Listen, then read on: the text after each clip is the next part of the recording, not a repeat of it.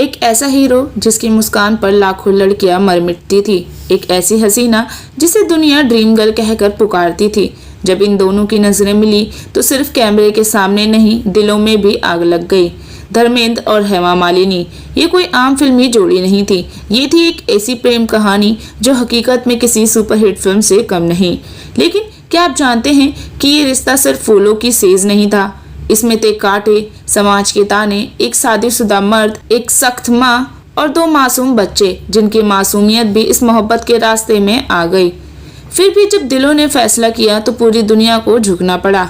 आज की अनसुनी कहानियों में हम जानेंगे कि कैसे शुरू हुई इस जोड़ी की प्रेम कहानी, किन किन अभिनेताओं ने हेमा को धर्मेंद्र से दूर करने की कोशिश की, क्यों हेमा के माता पिता हुए खिलाफ, और आखिर कैसे धर्मेंद्र ने पूरी दुनिया से लड़कर अपनी ड्रीम गर्ल को अपना लिया। पूरी जानकारी को जानने के लिए बने रहे वीडियो के अंत तक। और अगर आप भी इस एवरग्रीन जोड़ी के दीवाने हैं तो वीडियो को लाइक करना ना भूलें। साल था 1970। फिल्म थी तुम हसीन मैं जवान। पहली बार धर्मेंद्र और हेमा मालिनी की मुलाकात हुई थी। धर्मेंद्र उस वक्त सुपरस्टार थे, हैंडसम, चार्मिंग और हर लड़की का ख्वाब। हेमा तब नई थी, क्लासिकल डांसर, साउथ से आई संस्कारी लड़की। जब धर्मेंद्र ने हेमा को देखा तो जैसे वक्त ठहर गया। वो कहते हैं ना, पहली नजर में प्यार हो जाना, कुछ वैसा ही हुआ था। शूटिंग के दौरान धर्मेंद्र ने हेमा के करीब जाने की कई कोशिश की। हेमा थोड़ी संकोची थी, लेकिन उन्हें भी धर्मेंद्र की शख्सियत धीरे धीरे भाने लगी। धर्मेंद्र हेमा के लिए स्पोर्ट बॉय को पैसे देकर बार बार रीटेक करवाते थे ताकि हेमा के साथ ज्यादा वक्त बिता सके। धीरे धीरे मुलाकातें बढ़ी और दोनों के बीच एक खास रिश्ता बनने लगा। लेकिन ये रिश्ता सीधा नहीं था, क्योंकि धर्मेंद्र पहले से शादीशुदा थे। उनकी पत्नी प्रकाश कौर और उनके बच्चे सनी देओल और बॉबी देओल। हेमा को जब ये बात पता चली तो वो दुविधा में पड़ गई।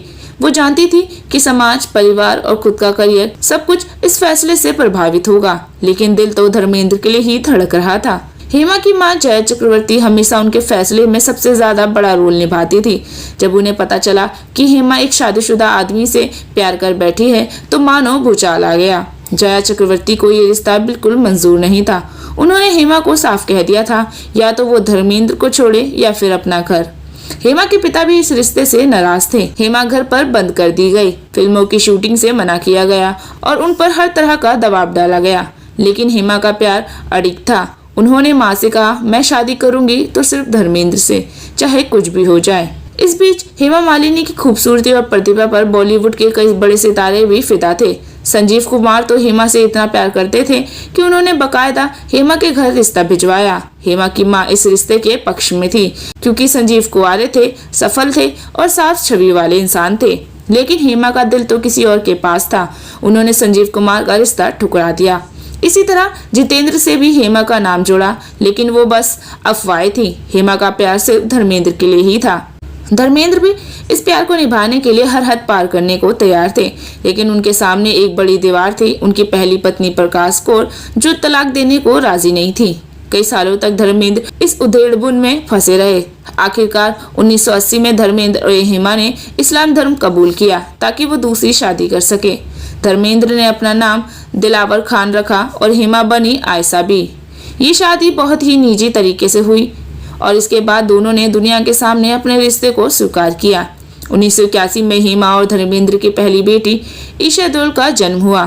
फिर 1985 में आई अहाना देओल। धीरे धीरे हेमा की मां का दिल भी पिघल गया।